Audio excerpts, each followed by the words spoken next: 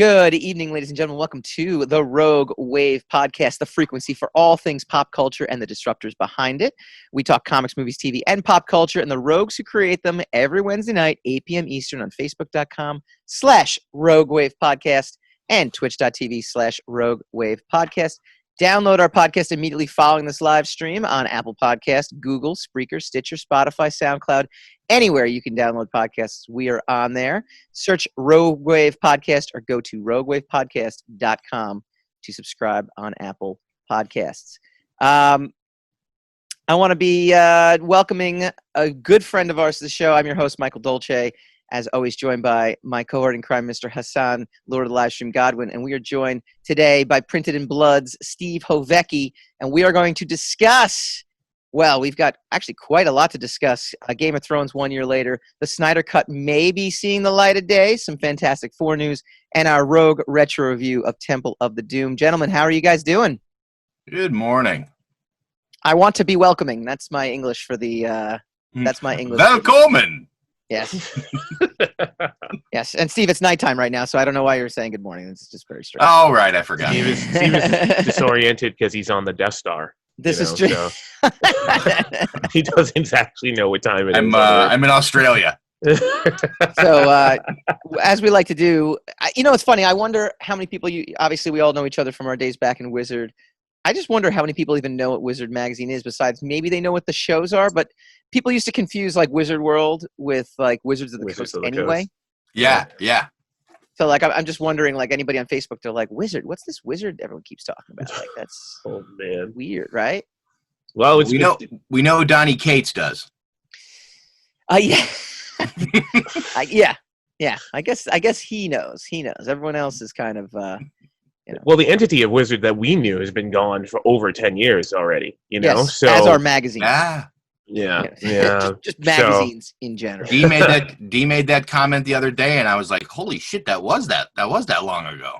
Yeah, it's incredible, right? I mean, when you really think about it, the magazine itself, folded in 2010, 2011? Yeah, something like that. Yeah. Hey, I left Wizard in 2009. Right? I miss the magazine. Yeah, I really do. I miss having a magazine where you can read about.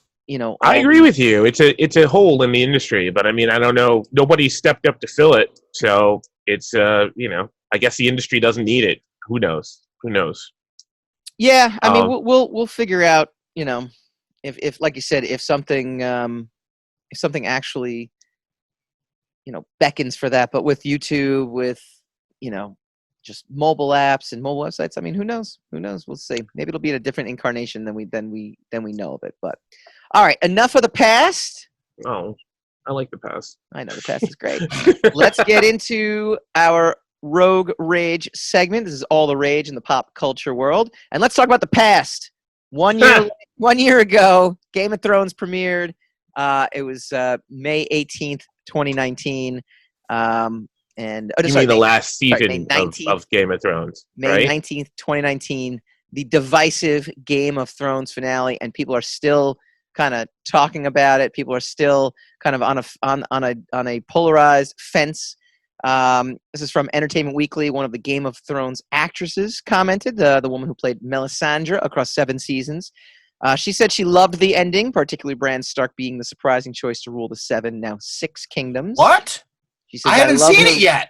Oh, now, at this point, sorry, spoilers are off. Oh, man. The actress also added the blowback against the divisive final season feels a bit ungrateful. The fact that some people were so disappointed is because everything before that was so good. You've had such great times, and then, you're going to be disappointed because it's not going to go exactly how you anticipated.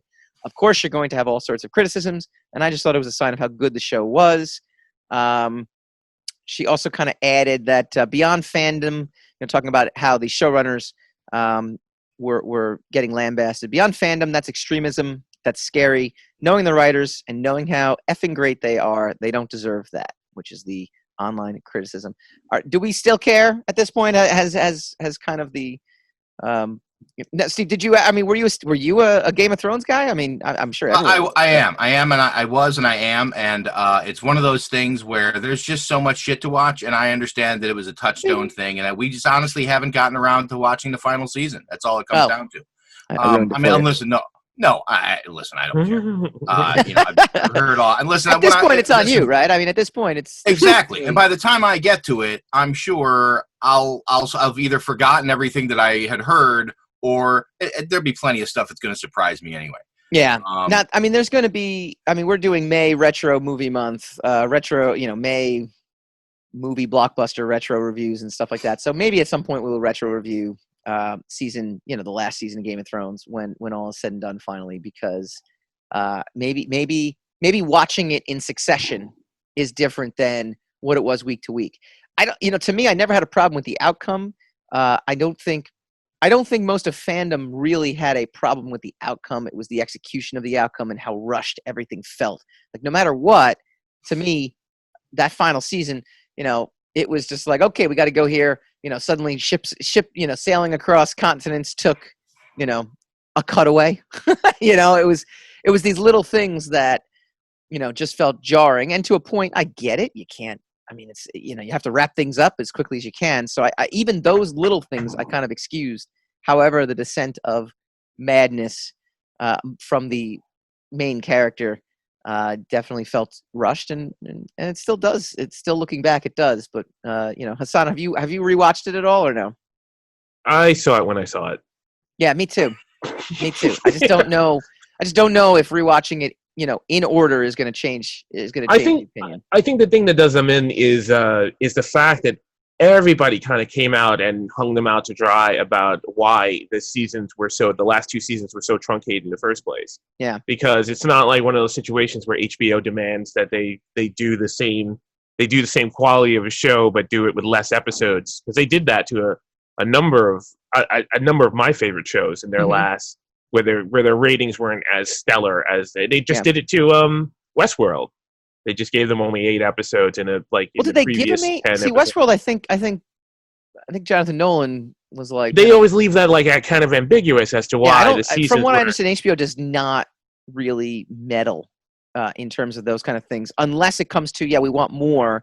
See, for Game of Thrones, it was a compromise. It was, we want to be out, in season 7, or right, season 8. Well, they meddle by cutting your budget. So if they cut your budget down and you want to do, but they didn't. You want to do something like that's cinematic, but then you have to, in order to keep up the cinematic quality of the previous episodes, you have to do less episodes because you have to spread the budget out a little further. From what I understand, especially with Game of Thrones being the #1 show HBO has ever done, there was no cutting of any budget for them. For HBO, they were imploring them to do more. They wanted, which is exactly what I'm saying. I'm saying the problem is that the HBO, everybody hung them out to dry this time because everyone came forward saying that they didn't ask D&D to shorten the seasons. They don't know why they wanted out so badly so quickly. Yeah. And my theory is that they thought that they were going to be adapting work, and then towards the end of the series, they found out that they were having to make stuff up, in order to end the series, because they didn't have any material to work from anymore. And then, whereas those guys are good adapters, they're not writers at the quality of George Martin. No.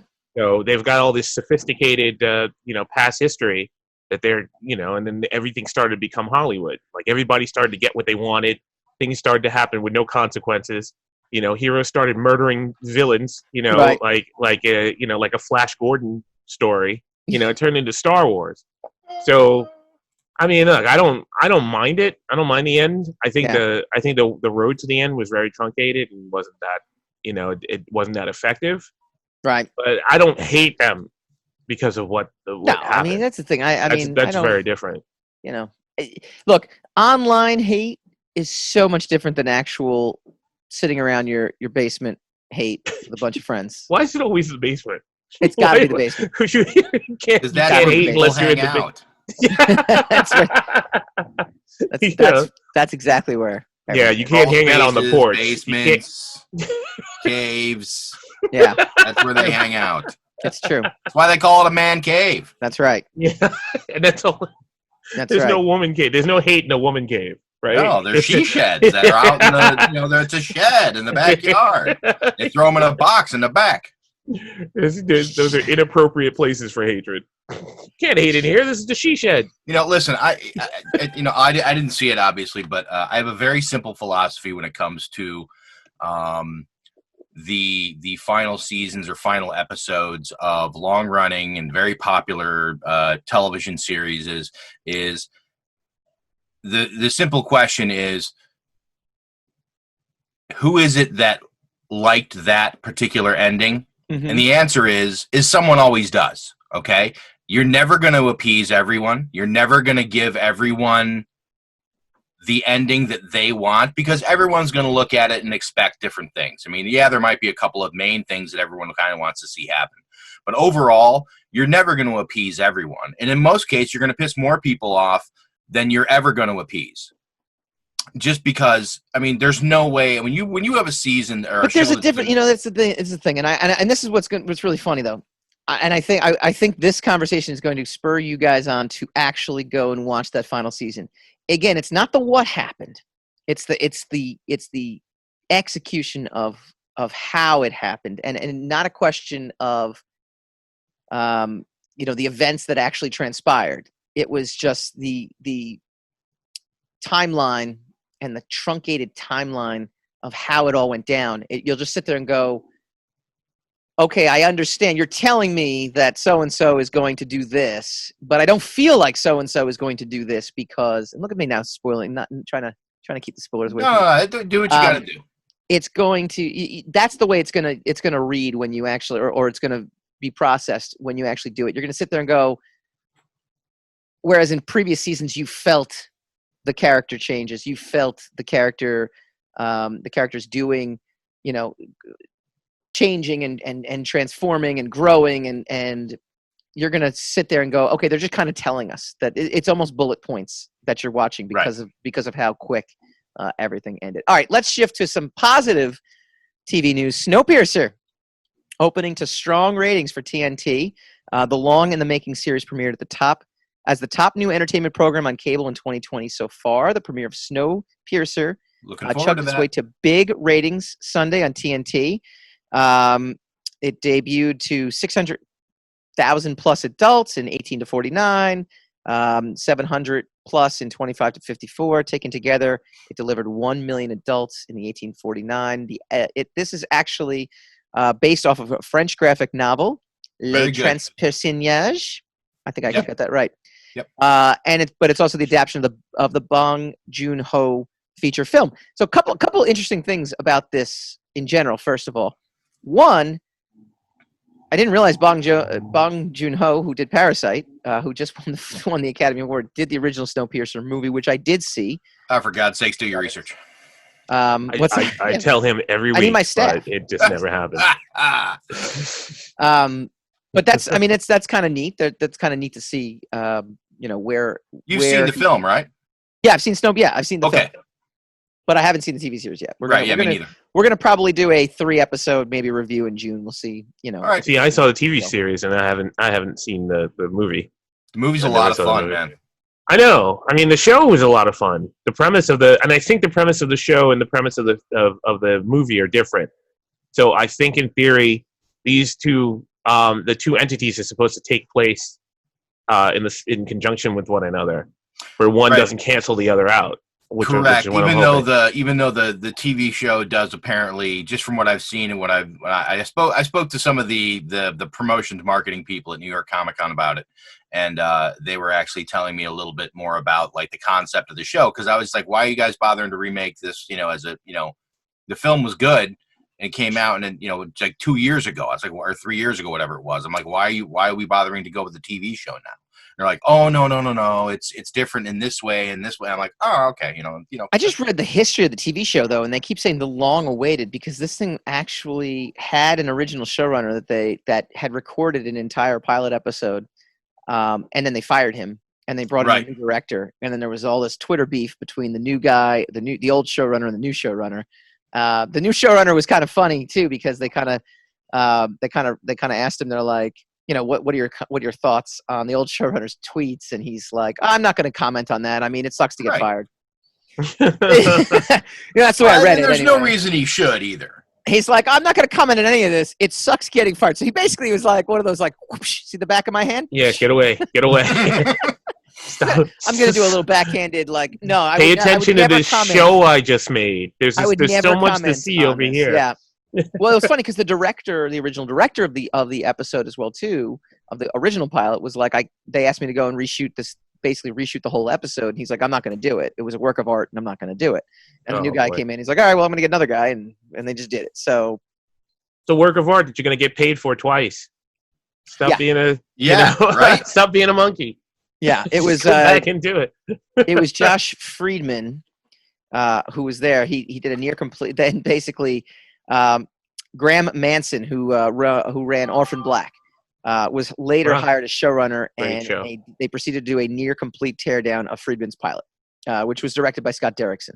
I mean, okay, that has to hurt. I mean, if you have loyalty to someone, that hurts I know. also. I mean, that's a real thing. But these days nothing ever dies. So I mean, even if the show becomes popular, that pilot's gonna rise again. It's gonna come out of nowhere again. Especially if it's a work of art. It's like you're segueing into our next story, which is just because I read the outline, Mike. Look at you! See, you finally did some work. How about that? Now you're always like, all right, you didn't get me stuff. I didn't read it. Justice League Snyder Cut. It's official. The Zack Snyder Cut will reportedly end up streaming on HBO Max in 2021. It is official. It came out earlier today on HBO Max. So originally, it's a pretty big announcement. Well, after all that build-up, people are still going to hate it. But they're referencing, DCEU's mythics, Jeremy Conrad, and all this other stuff. And so at first, I kind of rolled my eyes, and I'm like, all right, sure, yeah, we're gonna get the Snyder Cut, sure. Nope. But then I was digging around, and apparently it's on. Forbes did an article on it. Apparently, Snyder actually screened his cut for HBO executives. This is supposedly one of the things I read. Wait, it's supposedly, but are they going to pay to finish it? You supposedly read it, or did you read it? I read it. I did read it. Okay. I also supposedly read it.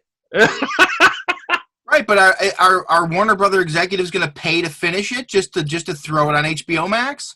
It was essentially. There had a bunch of unfinished effects. Yeah, but I think they might. Look, if he's screening a copy of it. Well, they released the Donner cut, which was a really poor, in comparison, production-wise, in comparison to De Laurentiis' actual Superman 2. Yeah. It was interesting. It was an interesting thing to watch, but you watched it with the caveat of this is an unfinished film. So I think if they do that with the Snyder cut, people will accept the fact that the special effects are gone, and they don't need incentive to hate Warner Brothers any further, or to think that Warner Brothers meddling, is what. So if they watch the Snyder cut and then they start getting delusions of grandeur of how great this movie could have been compared to the movie that they got, that will just fuel the vitriol even further. So, I mean, I'm not in support of it. It's a self-fulfilling prophecy of bad fandom. Yeah, sadly, I don't want to jump on the bandwagon of bad fans, but there are a lot of bad fans out there. I didn't get a chance to actually include it in this, though, but I also read an article that some people are speculating this is going to actually kick the Snyderverse back in. Like it's gonna resuscitate it. So it's not just one of those like we're going to dump it on HBO Max. Okay. If they do dump it on HBO Max, it would be a genius move though, because just out of sheer curiosity, you're going to sign up for HBO Max. Just how does the Snyderverse get kicked back in when Cavill is pretty much indicating that he doesn't want to be Superman anymore?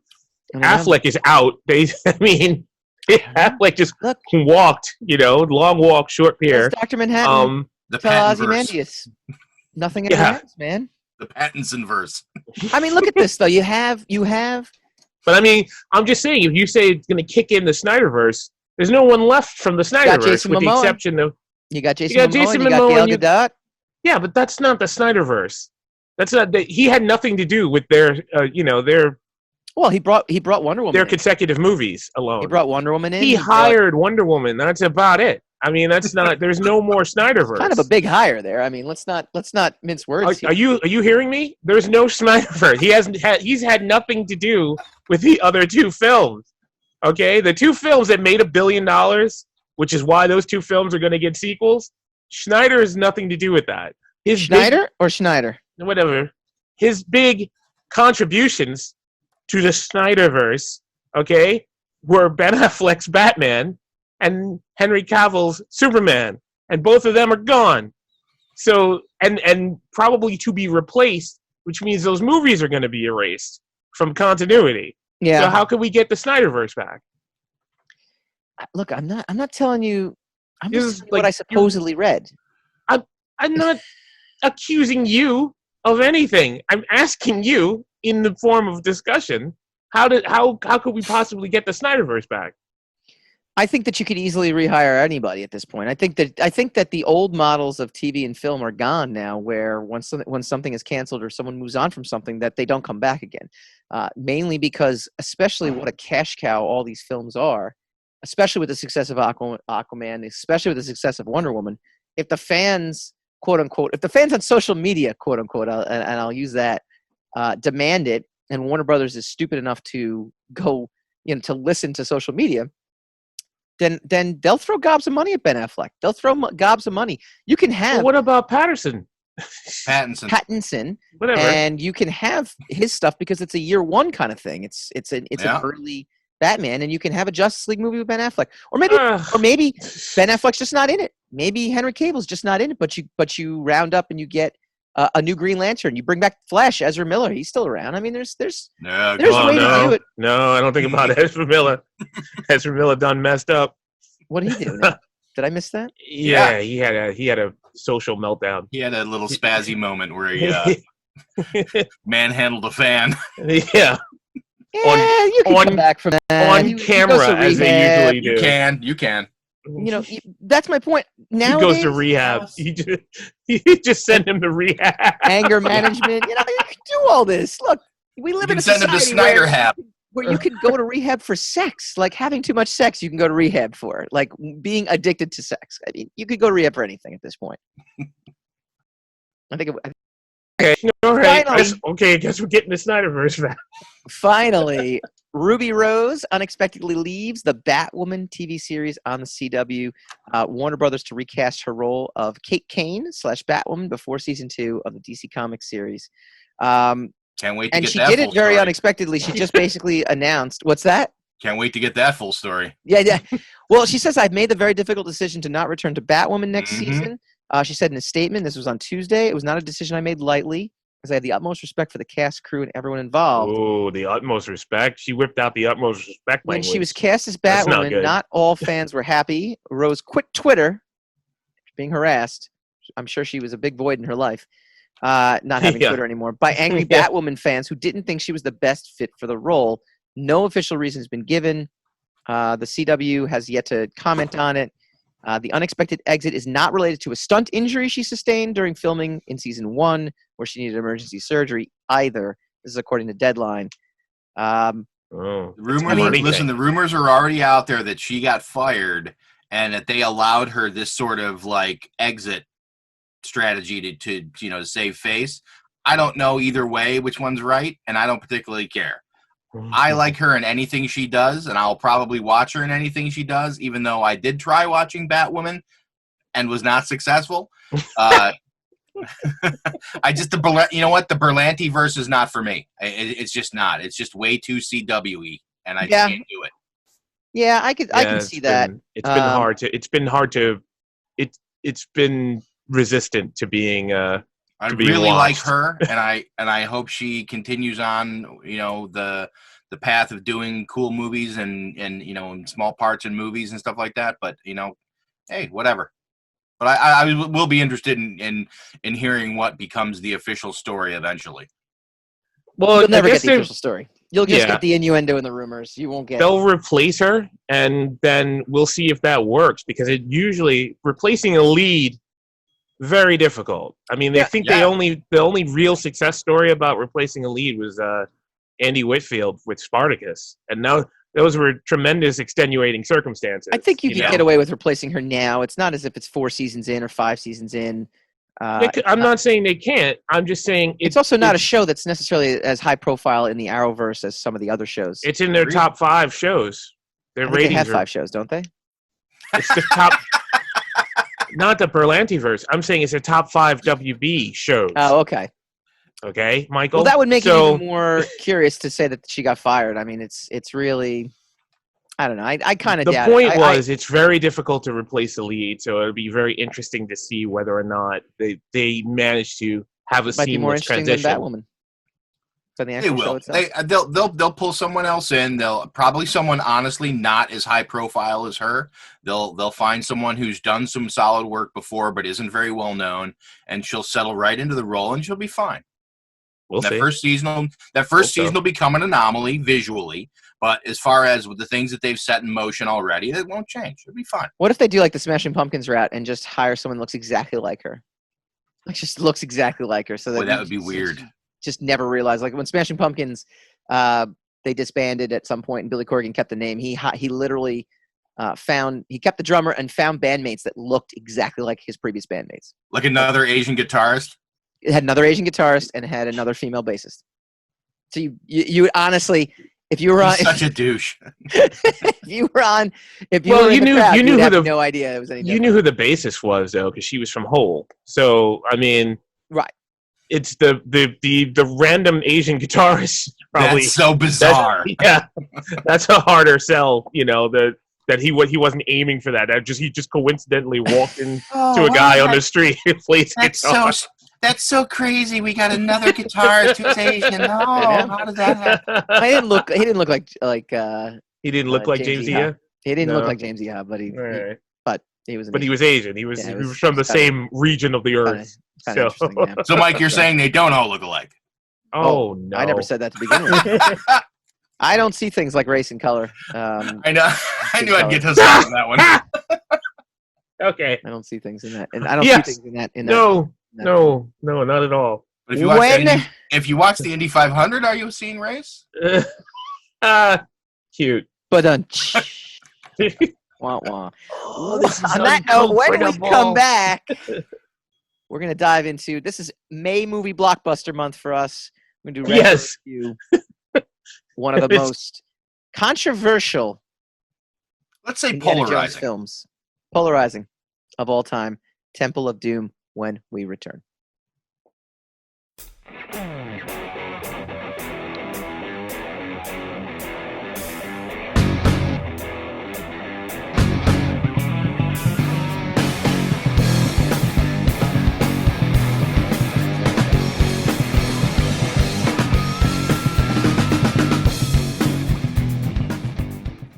Welcome back to the Rogue Wave podcast, the frequency for all things pop culture and the disruptors behind it. You can download this podcast. Go on to roguewavepodcast.com. It'll take you to our Apple podcast link. Please subscribe, click like, do all that kind of fun stuff. You can find us on Spotify. Again, search Rogue Wave Podcast. The more you do little things like that, the more you help us out, and we really appreciate it. All right, switching over to our basic. So basically, as last month, as Hassan basically said not to, and I'll use the word basically as much as I can humanly possibly do in this segment. Hassan told me not to tell everyone behind the curtain, but I love giving behind the curtain stuff. We literally sat there saying, I'm not sure what we're going to really talk about. Ruby Rose didn't quit. SnyderCut hadn't been released, and Game of Thrones was still 1 year ago. So I came up with this idea. I said, you know what? Let's take the May blockbusters that have happened. Let's do a little retro review. Last week, we did Iron Man. Again, you can download last week's episode as well. And it was kind of cool seeing Iron Man again because I hadn't watched Iron Man since it first came out. And I kind of looked at it through today's lens. And I found some things that were kind of interesting and unique. Hassan chose not to do any work last week and not rewatch Iron Man. So he basically just let me talk. That is not true. I rewatched Iron Man and Iron Man 2. Look how far I went. Yeah, after we recorded last week's show. So no, kind of. No, you're missing that up. I did not rewatch the Star Wars sequels. I watched Iron Man. Oh, right. Okay, right. I scolded you for that. Very true. Dios mío. Very true. I'm going to edit that out. So this week we're going back even further. Now, Iron Man is a relatively new movie, and again, one that I had not rewatched very many times, even though I really thoroughly enjoyed it. So it was kind of giving me like a fresh movie. This movie is both a polarizing movie, but also one that I've seen so many times. So to catch anything new out of it for me was a little difficult. It was Temple of Doom, Indiana Jones, the sequel to Raiders of the mega hit Raiders of the Lost Ark. The only thing I could say, well, a couple things, and I'll let you guys kind of dive in with some of your thoughts on the film itself. My only thing that I took away this time that I hadn't taken away from maybe say Iron Man or other things, because I grew up on this movie. I mean, this was actually the first Indiana Jones movie I ever saw. Maybe I was like 7, 8 years old when I saw it. And it was the most unbelievable thing, the roller coaster ride, on the in the mine. The cover of the heart was kind of scary, but I was a brave kid, so it didn't really affect me too much. Being able to like push a statue and find a secret, passageway. I mean, these are all like this is just candy for kids. I mean, this is, who doesn't want to like uncover some sort of treasure through a secret passage, go on this like amazing ride. He cuts the bridge and he's holding on. As people are dropping, he's saving the day. He's beating the bad guy. He's helping everyone. And at the end, he kind of just, whereas he's kind of like looking for fortune and glory, gives it. I mean, it's a child's like dream come true. Fast forward to like 20 years later, and you don't realize how much vitriol people have for this particular installation in the canon. Do you guys share that vitriol?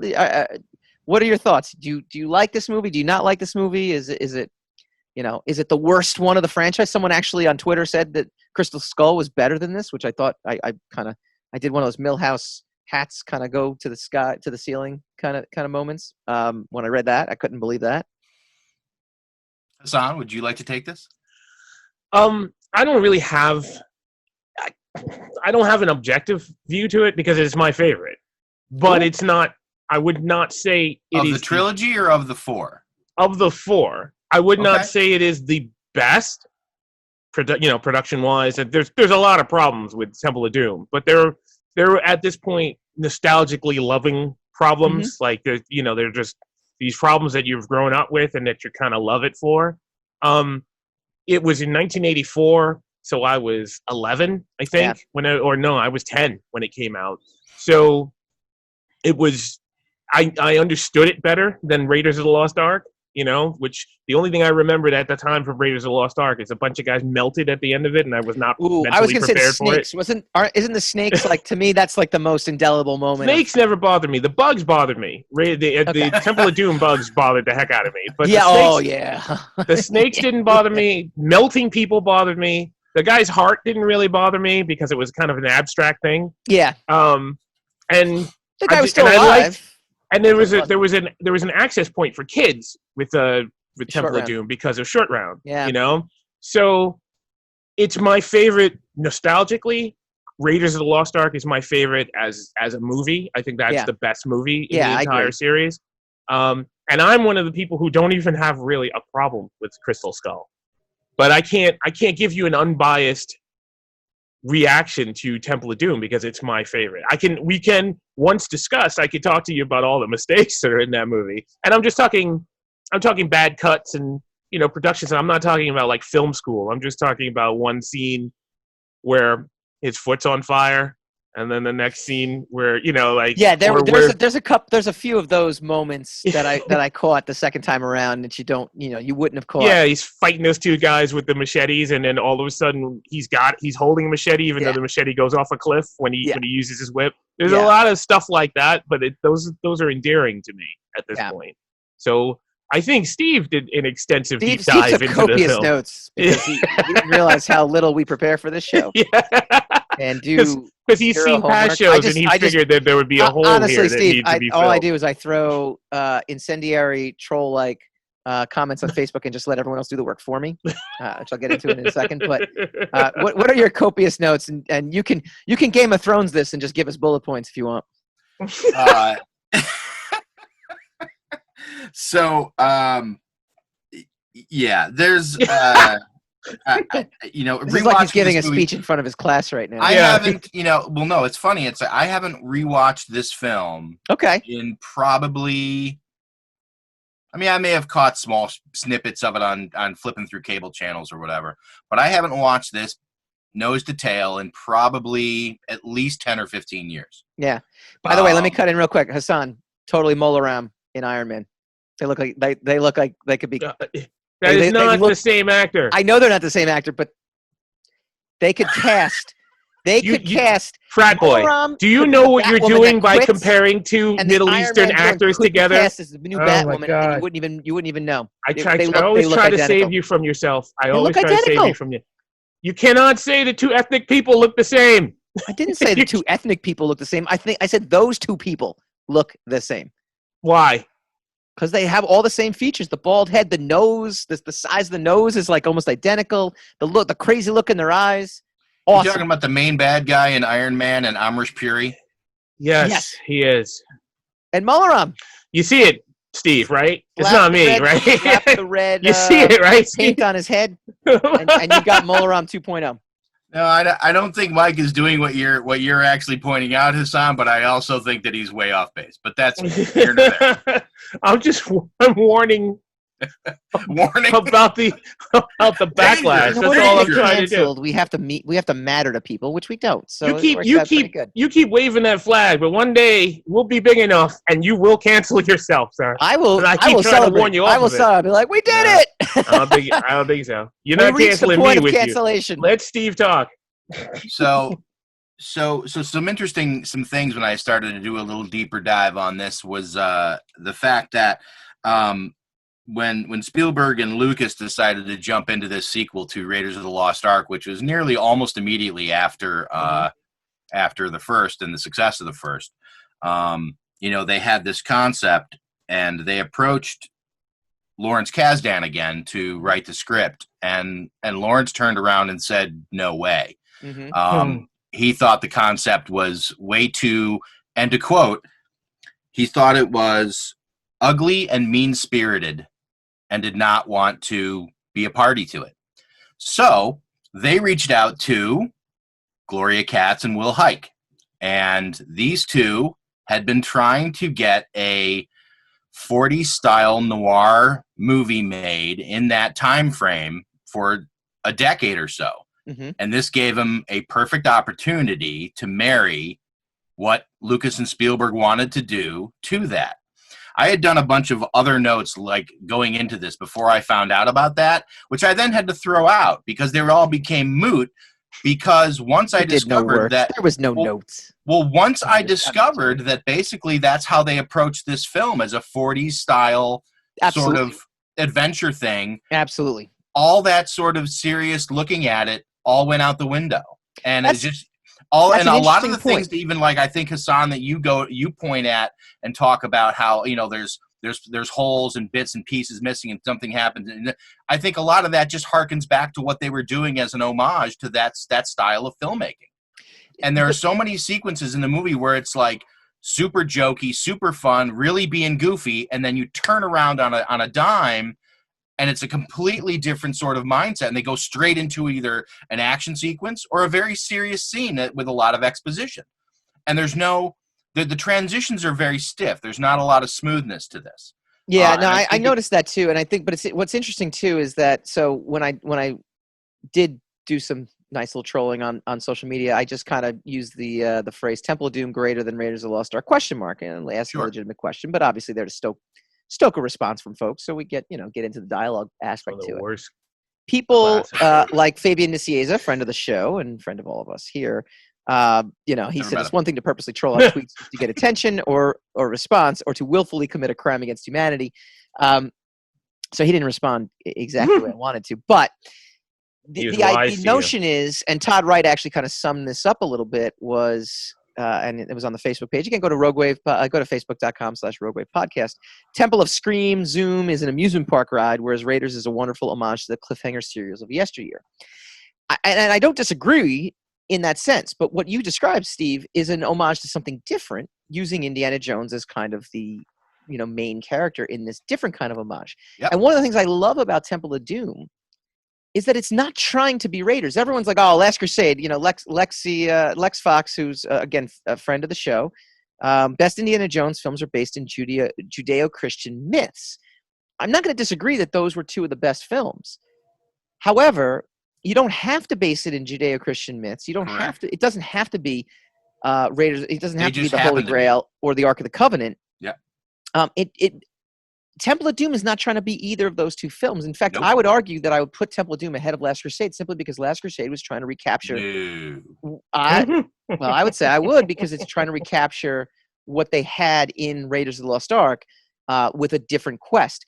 Temple of Doom is not a quest movie, as much as they do have this like stone quest. You got to go. They have a job to do, but it's not. You're right. It's not a mystery quest. Nope.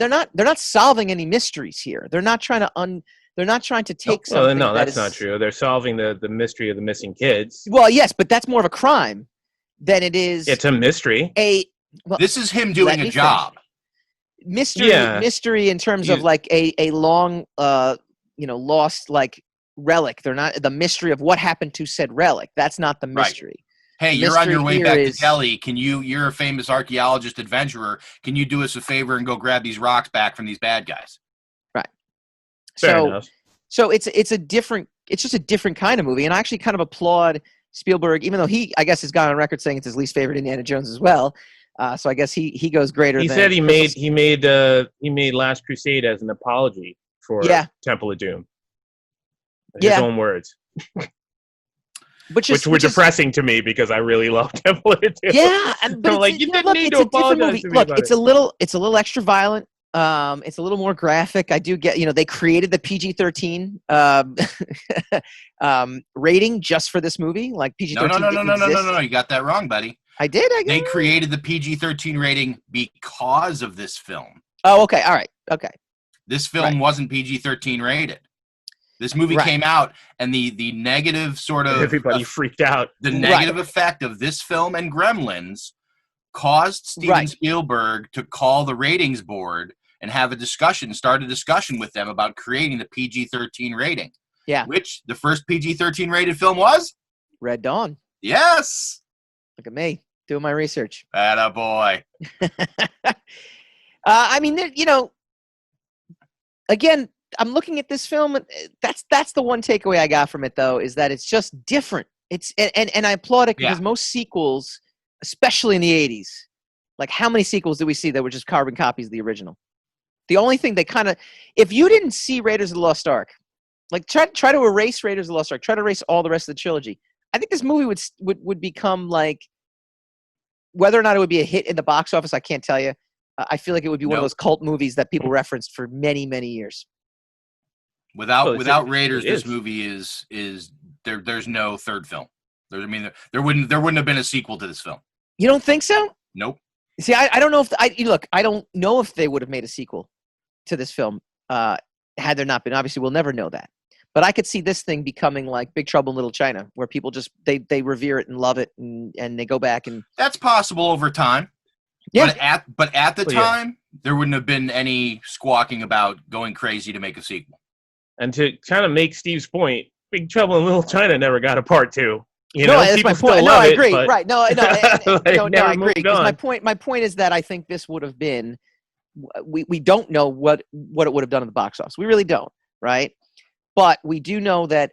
No, we don't know. We don't know anything. But I could speculate that this would be a cult classic over time. And Hassan, to touch on your points, the fact that there's all these like. Don't touch my points. I touch them anytime I want to.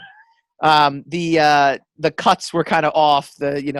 Some of the the people, like I think all of that. And you know what? And I hear what you're saying about like some of those things might have been intentional as an homage to 1940s, 1930s movies, but some of them I don't know. I'm not buying it. No, I don't buy that. There are some serious like editorial like faux pas. Like you want to know what's the funniest? Look at the water during the rope bridge scene. Every shot. The ravine or the lake or whatever is different. Every shot. At one moment it's a tributary. It's a bustling tributary that looks like several feet deep. Next shot, it's a it's a rocky ravine, with a stream running through it. One shot is it's infested with alligators. The next shot, it's like completely empty. Well, I just, what I love about that too, though, and this is back. I even noticed this when I was like 8, 10 years old, or whatever, 8, 9, 10 years old. They kept reusing the same shots of the alligator, like rolling around. Yes. It was basically, They threw some fabric on him and they said, "Here, roll around." It was amazing. Like that to me was just put like some raw meat in a costume. Yeah. Even at a young age, I was always looking for shortcuts, and I go, if I ever make a movie, that's how I do a shortcut. And awesome. If you go back to the films made in the 40s and 50s, that's exactly what they did. Yeah. No, I thought that was just little things like that, bring me back. So I have no hate for this movie. I will definitively say yes, Raiders is a much better movie, and I will always look back at Raiders as being a better movie. But having seen Temple of Doom first, and then having seen Raiders, I didn't even know you saw that. You saw them out of order. Yeah, because you didn't listen to my opening at all. You don't. No, I ignore you usually. Can't do that. Because you just ramble on and you stick a lot of really bad jokes in there, and I'm like, very true. I'm a little older than you guys. I was 16 when this came out, so I had seen Raiders. Is that why you're in space right now? Yes. he's in more advanced. He's in more advanced point of society than we are. me and Elon Musk. So one final note on this, at least from my end, and I'll go around and give you guys one final comment as well too.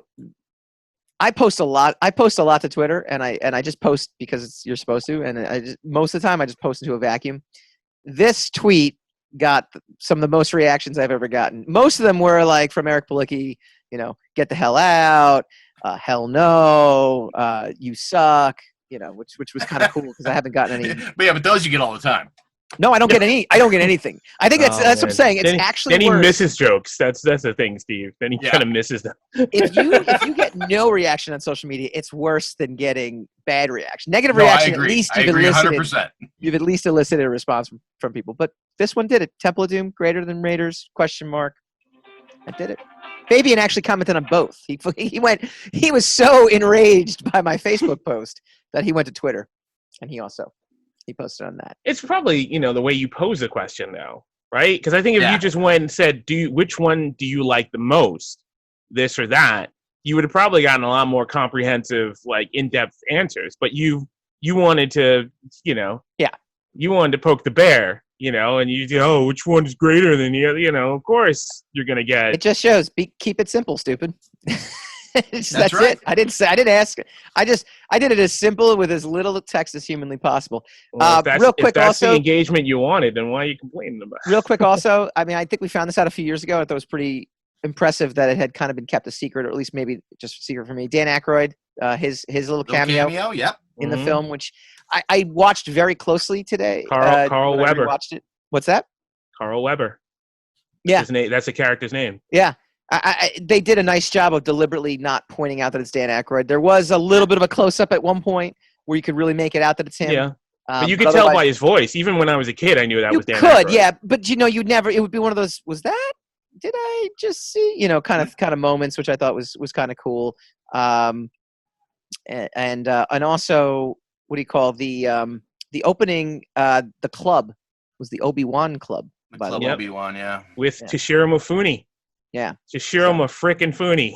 In the you don't know who? Okay, never mind. No, so that's significant. That is a significant cameo, by the way, to a lot of genre experts. Yeah, because we're living in a Zoom age right now with the COVID, which is the first time we're mentioning the COVID today. That's progress right there.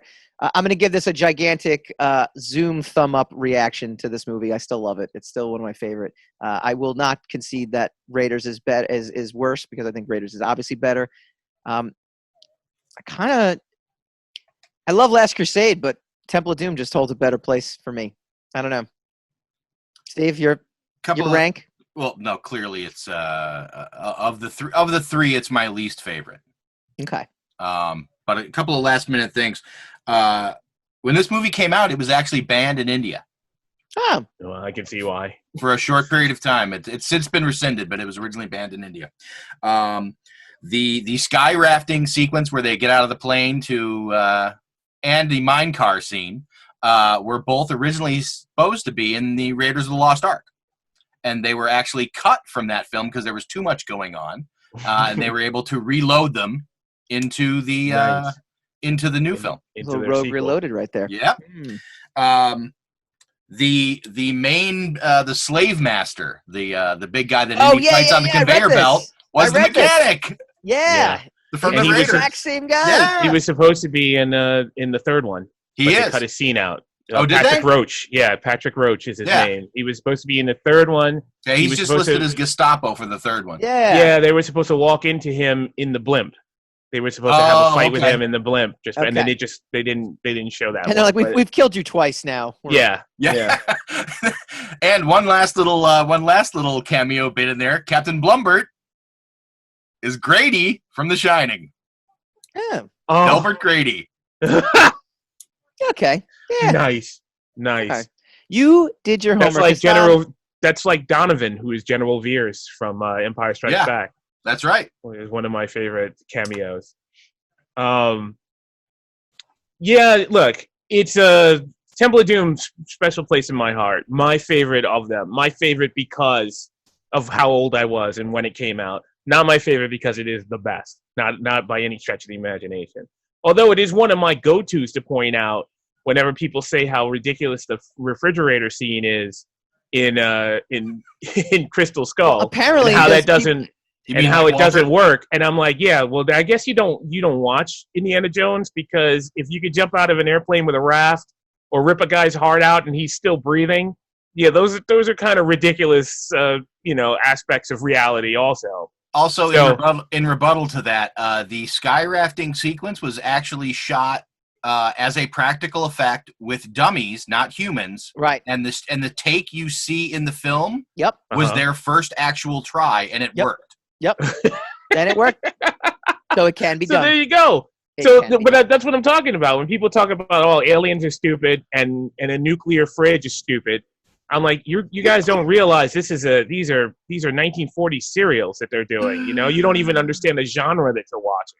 So yeah, no excuse for the monkeys in Crystal Skull. I got no excuse for that. But everything else that is pointed out as what makes that movie lame in comparison to the other movies is inaccurate. Yeah, in my humble opinion. Crystal Skull, you haven't seen it? Steve. Still haven't seen it. Steve, do yourself a favor. Now, especially when you're in COVID isolation. You've got every excuse. Let me tell you, and again, the big issue with Crystal Skull, which is why I actually do rank it as... I recommend you see it, Steve. That's what I mean. Oh, okay. Go ahead. It's the fact that it is whereas Temple of Doom is not trying to be a mythological mystery film. It's trying to be an action adventure film. Crystal Skull is trying to be a mythological mystery film, and it fails. Like, that's ultimately why I don't like Crystal Skull. I disagree with you. I utterly disagree with you. The quest doesn't... First of all, the quest in Crystal Skull doesn't... there's no like aha moments. There's no Well of Soul moment. There's no we have to go underneath the Vatican. There's no like they try to do it. They just don't pull it off. They just don't execute. I disagree with you. All right. Subjective. I guess so. I guess guess it is. Hassan says Crystal Skull, best Indiana Jones film ever. All right. When we come back, Hassan says Mike's full of shit. That's what he said. Bing. We go spin the Rex.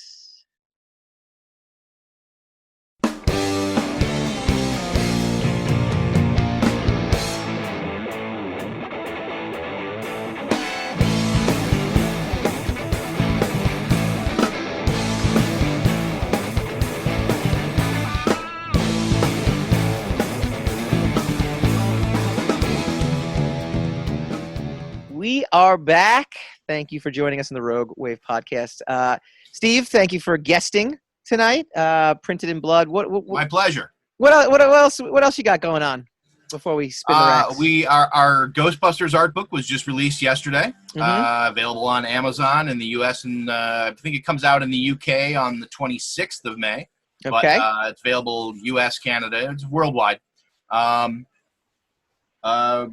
Other than that, it's, You've got some projects in the works. Oh, we definitely do. There you go.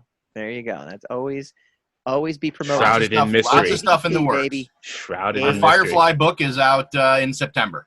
There you go. Nice. All right, we are big Nice. fanboys of comics and graphic novels, and every week we like to bring you the inside info and the source material that will make its way onto the big and small screen very soon. We call this segment Spinning the Racks. Spin the rack, spin that rack. Marvel plans Neal Adams, Mark Waid, Fantastic Four story. Marvel will launch Fantastic Four Antithesis, a new series written by Mark Waid with art by Neal Adams in August. This will be the first full-length Fantastic Four story by Adams and the first collaboration between Waid and Adams. This is from ICV2. Inks will be by Mark Farmer, who I love his inks on Alan Davis. You've done some inking in your time. Sire number 8. Also, that title that you did with Hassan that I can never pronounce, so I won't even try. Arcadia. There you go. Very simple. Can you find that anywhere? Is that on Amazon? No. We should. If I have a copy. if you email me, you can find it. Excellent. Excellent. With I can colors by Laura- show you the art boards for it. You know, it's accessible that way. Okay. You gotta get that on Amazon, bros. What are you doing? That's some We're missing out. You're missing out on the 3 sales. There's a lot going on, as we said. We're Yeah. working on everything. Keep going. In addition to Marvel's first super team, the story will also feature Galactus, Silver Surfer, and a new nemesis, Antithesis. I know you guys both have worked extensively with Neal Adams at conventions. First of all, really nice to see that we've got some new comics coming out. That it's not just an announcement of when will books return, but we actually have books coming back, which is pretty cool. I know the full slate of Marvel books I think are coming back in July now. As far as I understand, that's good to know. That's kind of fantastic news, considering everyone was doom and gloom just a couple of weeks ago about the total end of the industry, which everybody who's been in the industry as long as we have knew it was not the end of anything. Yeah. But it's good to hear that no one is naysaying the viability of comic books anymore. There's certainly some things that I wish would end. Yeah. It's interesting too because will you name those things? I was reading about some of the That's bookstores and show. things like that. Like Barnes & Noble has removed furniture, and it's instructing customers to place books they've handled that aren't purchased in trolleys, where they'll be placed in quarantine for 5 days before they're reshelved. There's a bunch of things that stores in general are trying to overcome and have to overcome, in order to keep in business. But it looks like many retailers in the comic book world have expanded their online community building.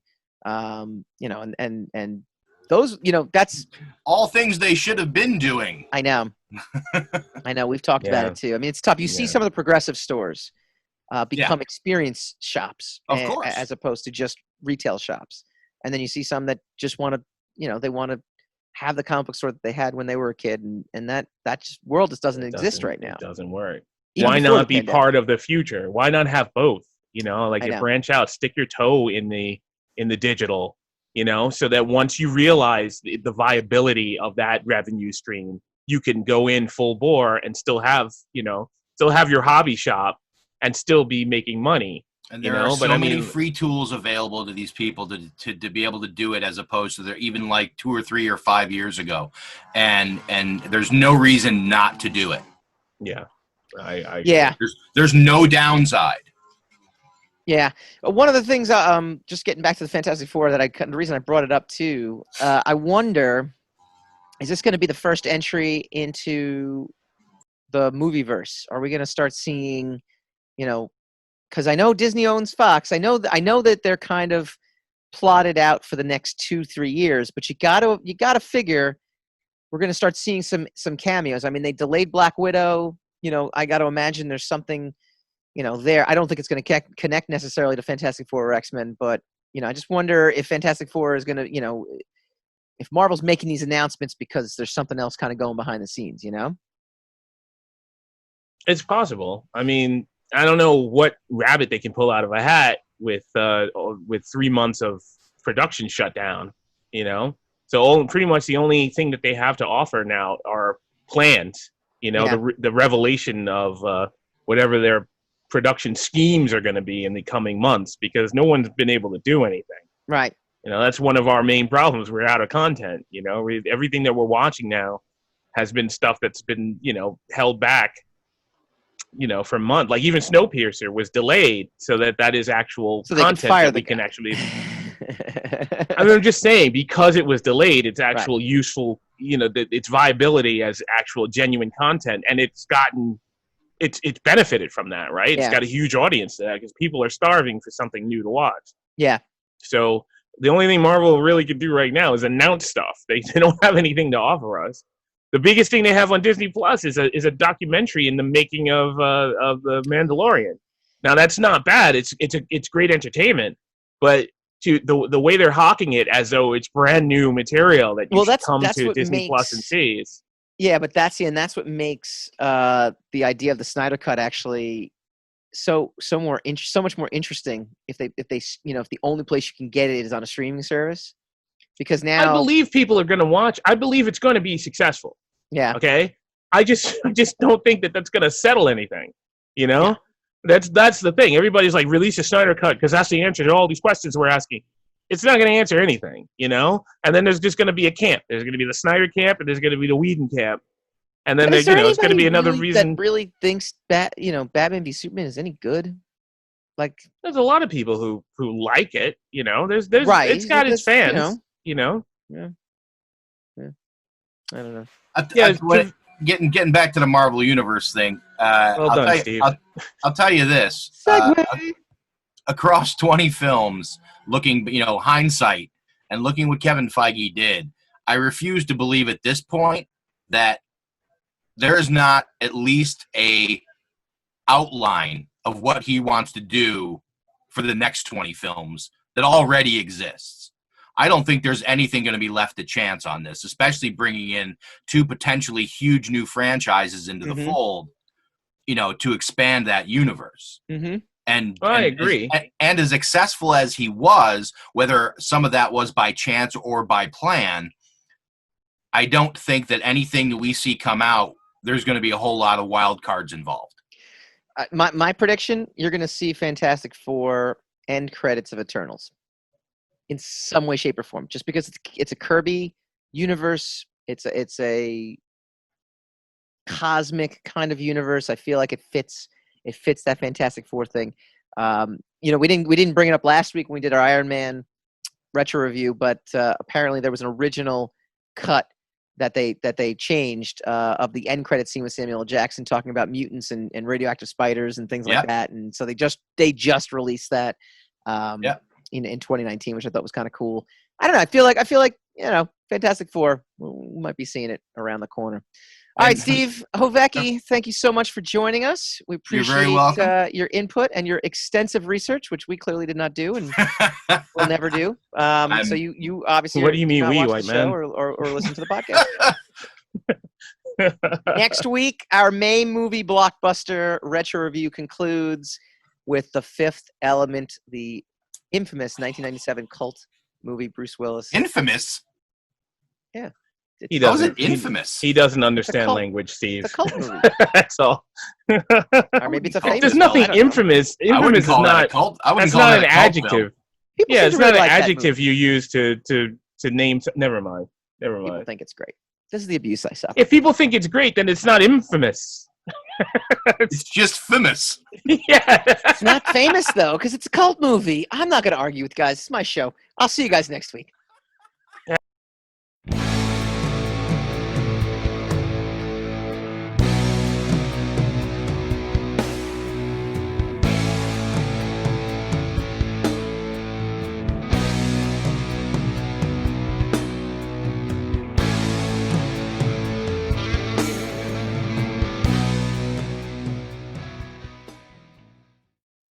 Rogue Wave.